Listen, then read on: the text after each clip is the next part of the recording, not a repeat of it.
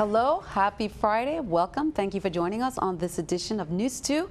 I'm Sandra Gumansing. In our top story, the St. Thomas St. John District voters will determine who takes complete of the legislative body of the 32nd legislature after a historical legal battle setting precedent in the territory. One senator will be voted in on Saturday, April 8th.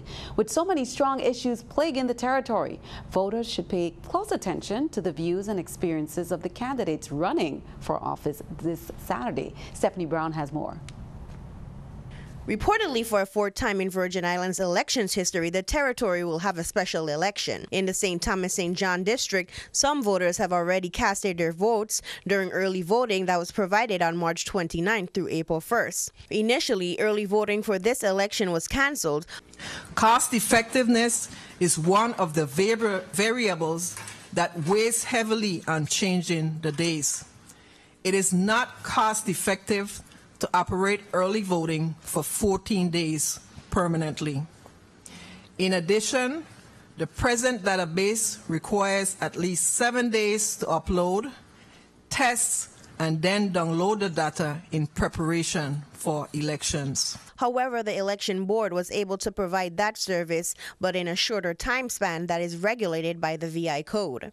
There are 14 candidates listed on the election system of the Virgin Islands website. However, one candidate dropped out, so voters will have to choose from a lot of 13 to fill the 15th seat of the 32nd legislature on Saturday, April 8th. The biggest concerns in the Virgin Islands is the economy and the stabilization of the Virgin Islands government employee retirement system. The 13 candidates running in the 2017 special elections include a number of candidates that have ran unsuccessfully in the past.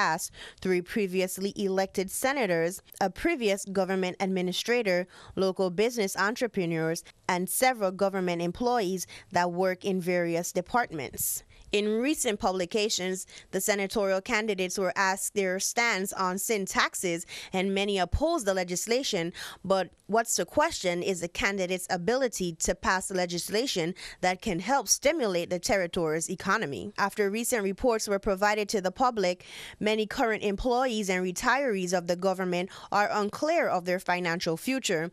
Moreover, the governor also spoke about restructuring government retirees' medical benefits. Virgin Islands at the exact same rate that we provide to our employees, so that when you retire from government service and you go off to the GRS, the general fund is still paying for your health insurance until you attain the age to qualify for Medicare. And then when you qualify for Medicare, we continue to pay supplemental cost for, we continue to pay cost for your supplemental benefits to Medicare. We cannot continue at that rate. The St. Thomas St. John district voters have a lot to think about when they cast their votes this Saturday. For NEWS2, I'm Stephanie Shalana Brown. Once more, the 2017 special elections will take place this Saturday, April 8th. Election polling places that are proposed include Julius School in St. John, BCB Middle School in Estate Bovoni, Charles Turnbull Regional Library in Estate Tutu, Sheldon Molly High School, Adelita Cancrine Junior High in Altona St. Thomas, Gladys Abraham Elementary School in Libert. Marvin Pickering, who's the director of the Virgin Islands Bureau of Internal Revenue, informs the business community that pursuant to Act number 7987, the following items imported into the territory will be subject to the new excise tax rates. Foreign bears, $6.08 per case of 24 to 12 ounce containers or equivalent. U.S. beers, $5 per case of 24 to 12 ounce containers or equivalent. Foreign kegs, $8.25 per keg.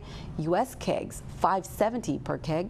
Cigarettes, $11 per carton. Carbonated drinks, $1.44 per case of 24 to 12 ounce containers or equivalent.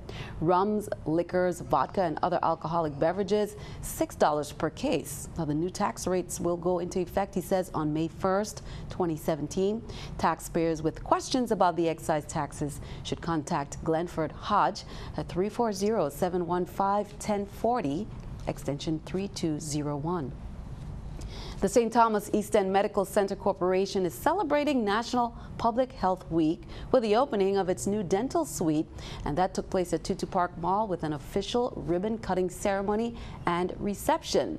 The new facility boasts new chairs, and it will enable the health center to increase dental services to more patients in addition to those who already receive dental care. Here's more. Historic ribbon cutting was held at the Tutu Park Mall today. This is an important time in Steve CC's history, but also in the history of health in the Virgin Islands. The St. Thomas East End Medical Center Corporation celebrated National Public Health Week with the opening of its new dental suite.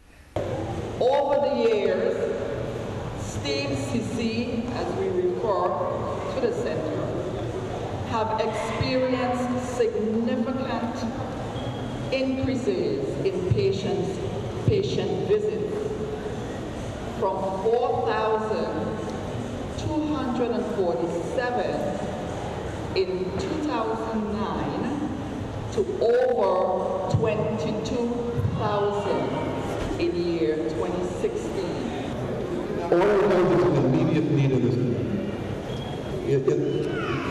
both from the pediatric standpoint as well as with the adults. Recently, in 2015, the Health Center commissioned a needs assessment for the University of the Virgin Islands.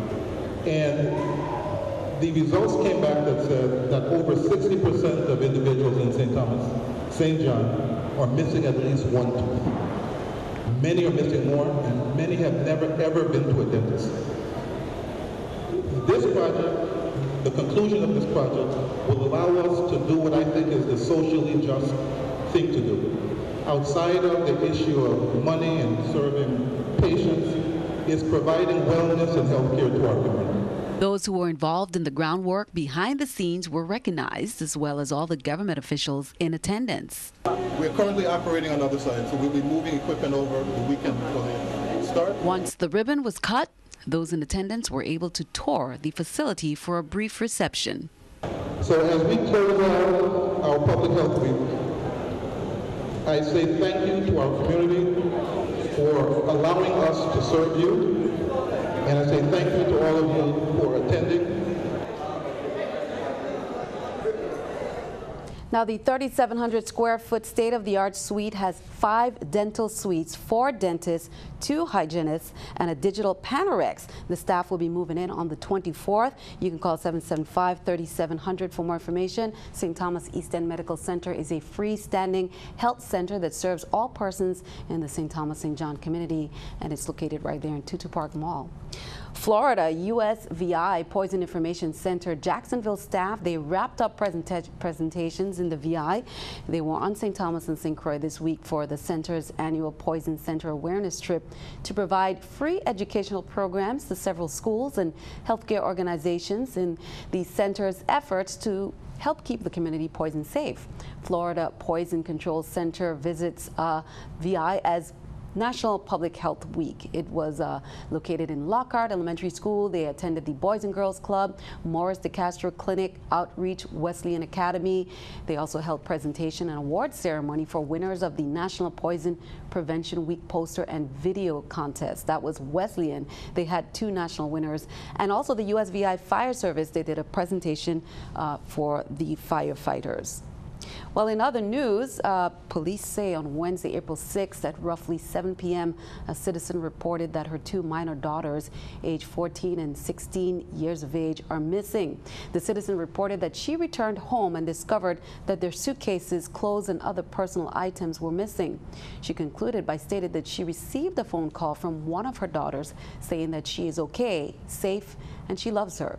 Anyone with information on the whereabouts of JAHNESTA and Raleigh Harper, please contact the Virgin Islands Police Department at 774-2211 about this crime, or the Juvenile Investigation Bureau at 340-715-5542.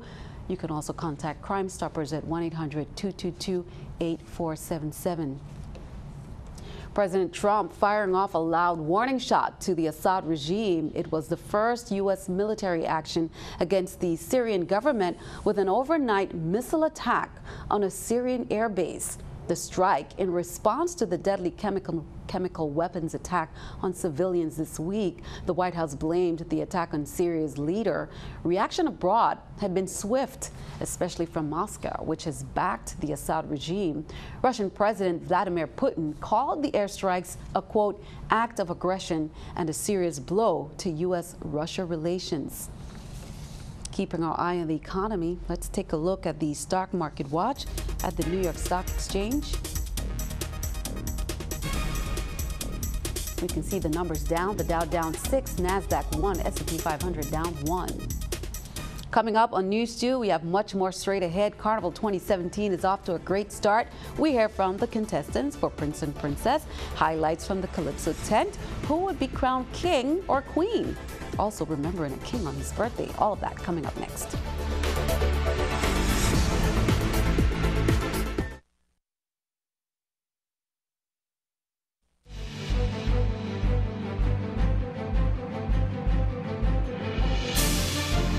Welcome back. Turning to our Caribbean report. Over the years, NEWS Television has covered the primary school championships. Director of Information Huey Sargent says this year was one of the biggest productions the team has done. Here's more.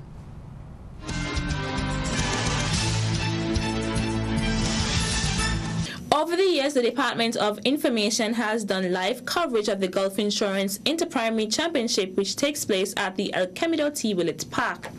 According to the Director of Information, Huey Sargent, this year was one of the biggest productions the team has ever done in terms of coverage of Inter-Primary, and persons in the public have reached out to show their appreciation to the team for the tremendous work they put forward in making the technical aspects a success.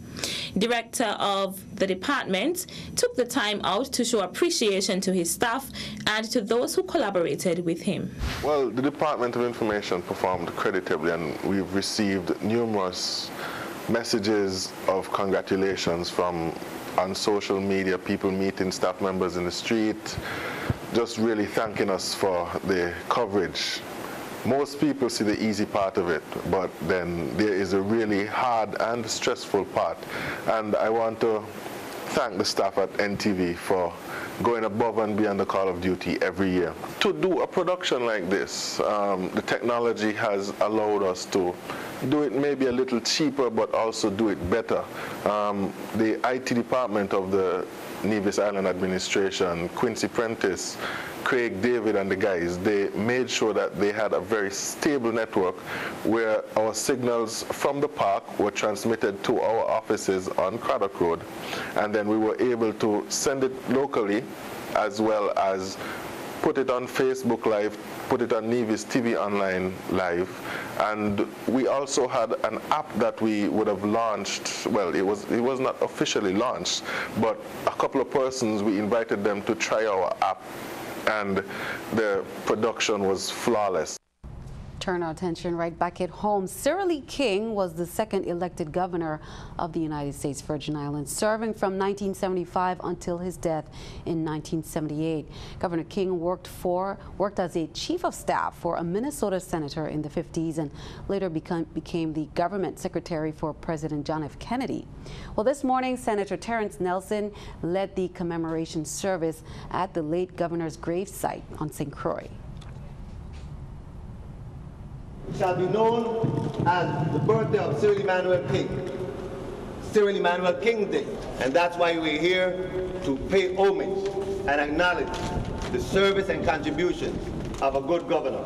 And his contribution to the Virgin Islands include public housing, water infrastructure, electricity infrastructure to other parts of the island. This time, we're going to do what people do on birthdays. We're going to sing happy birthday to the governor as he lay in state. And you call it lay in state because he died in office. May the good Lord bless you. Happy birthday to you.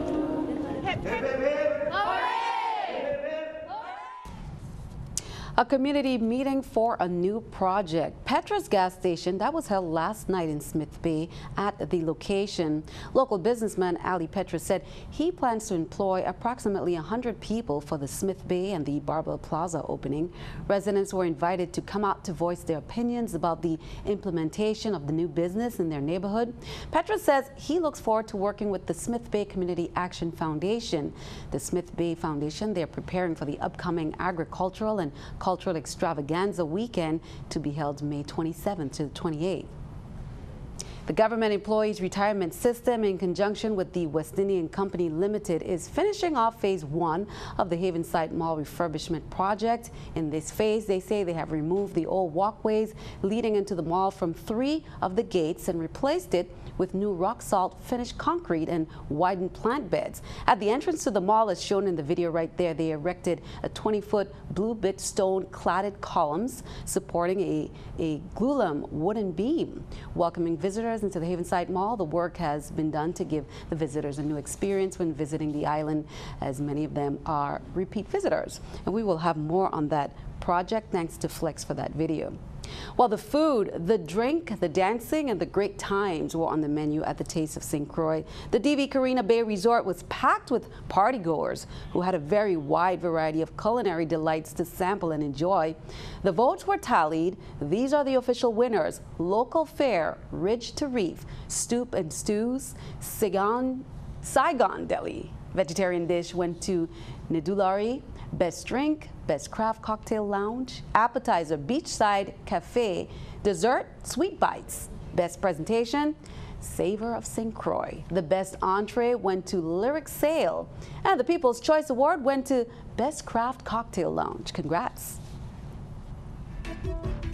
Corey, how was it judging the Taste of St. Croix? This is my second year judging, and I'm going to say this year was tougher than last year. This year, a lot of restaurants were really close. They all did great jobs of balancing flavors and having good presentations.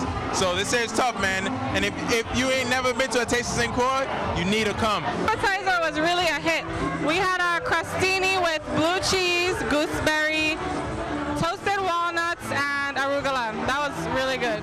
Today we're serving up the II-524. It's a little hibiscus rum, sorrel tea, orange and clove syrup, ginger and turmeric ice cubes, some Mojave bitters, and a splash of club soda. This is a really nice experience this year. I find it much more exotic, and everyone is exuberant here.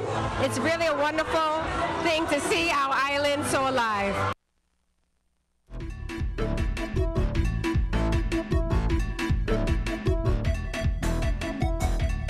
Great highlights there, and Carnival is off to a great start. Well, this Sunday, April 9th, it's the Vitamalt Prince and Princess Show at Lionel Roberts Stadium, 5 p.m. sharp.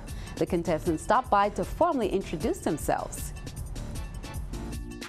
I am Kiara Tower Leader, and the school I attend is the Gladys A. Abraham Elementary School. This is contestant number 2, Tasia Alani Maduru. I attend the Allah F. Mullah Elementary School.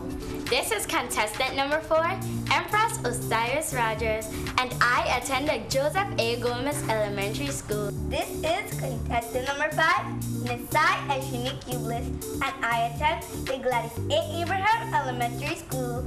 Hi, I am Jasaina Cis, and I attend the Gladys A. Abraham Elementary School. Thank you. How I would describe my personality is talented, pretty, and kind. My favorite subject in school is science because I love the thrill and excitement of experiments. The description of my personality will be linked to my nickname, the Pine-Sized Powerhouse. My favorite subject in school is reading. Why? Because I love to learn new words. The way I would describe my personality is fun and friendly. The reason why I think I should capture the title of Virgin Islands Carnival Princess is because I want to make history. I was former St. John Festival Princess, and I want to become Virgin Islands Carnival Princess as well.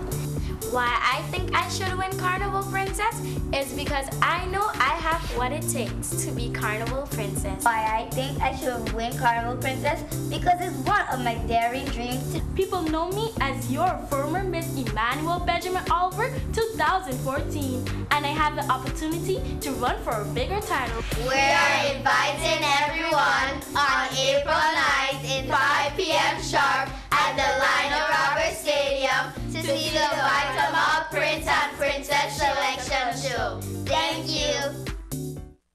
The best of luck to our young contestants. Now, the CALYPSO elimination tent was held at Crown Bay Center on Saturday, April 1st. The large audience was treated to 18 participants who did their best to make it to the CALYPSO finals. The topics range from political and social commentaries to satire and humor. By the end of the night, 9 finalists were selected. Virgin Islands CALYPSO competition will be held on Saturday, April 22nd at 8 p.m. at the Lionel Roberts Stadium.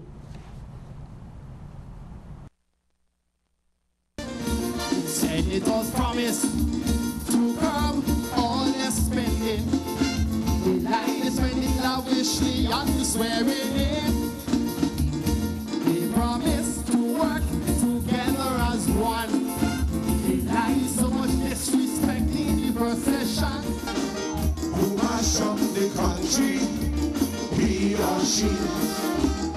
That's the question the people ask me. They're confused and they going crazy.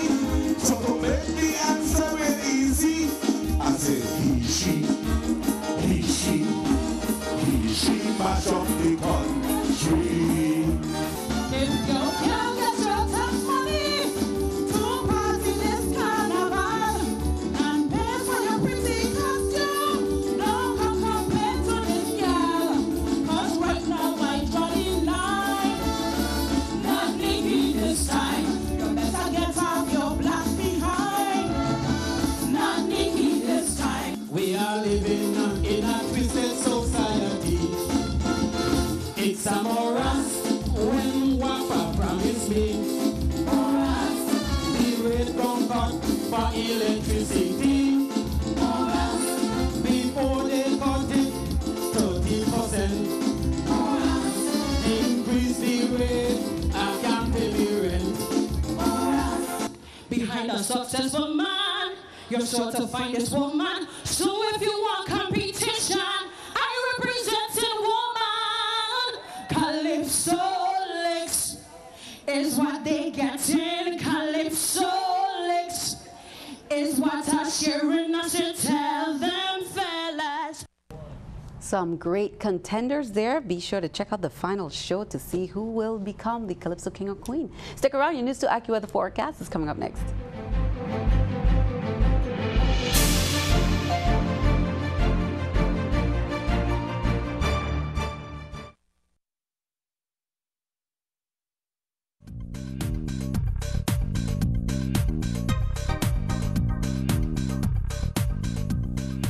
Well, we have a low pressure system moving off the east coast of the Americas, and that is going to bring some wet weather to many places in the Caribbean. Right now, Puerto Rico, well, they're getting some wet weather, some downpours in spots, and that is going to affect us just a little bit tomorrow.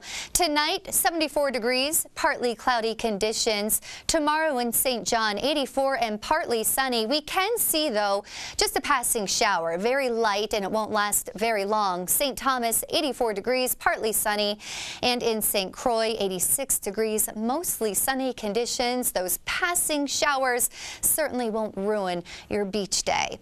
Looking at your marine forecast on the Atlantic side, small crafts should use caution. Waves from 4 to 6 feet, wind out of the east from 10 to 15 knots, and it's a similar story for those in the Caribbean side. Small crafts should use caution, waves 3 to 5 feet, and the winds out of the east from 10 to 15 knots. Now looking at your 5-day forecast, well, we see on Friday partly sunny skies with passing showers, just short and brief, mostly sunny though. 84 degrees for your high, 75 for your low. On Saturday, a shower in spots as well, but mostly a beautiful day, 84 degrees for your high. Now Sunday, those showers are going to pick up a little more often. It's still still going to be pretty light rain, but we could see more of them, and that's a high of 84 degrees. Same story for Monday, a shower or two. It's going to be less humid, 84 degrees for your high. And on Tuesday, a shower or two, and it's going to become a little bit cloudier on your Tuesday. A high of 83 degrees with your low of 74. Sandy, back to you. Thank you. Taking a look at our NEWS2 weather picture there by Maya Pimentel, third grader there with a beautiful picture, some sunny conditions, cloudy skies, and blue skies. Taking us into the weekend. Maya, thank you for that. Send us your picture to the address on the screen and then tune in to see it right here on NEWS2. That is all for now. We are ready to kick off the weekend. I'm Sandra Guman saying have a wonderful weekend. We leave you with music from the Eudora Kent High School Choir from today's STEAM CC ribbon cutting ceremony at Tutu Park Mall. Have a wonderful weekend.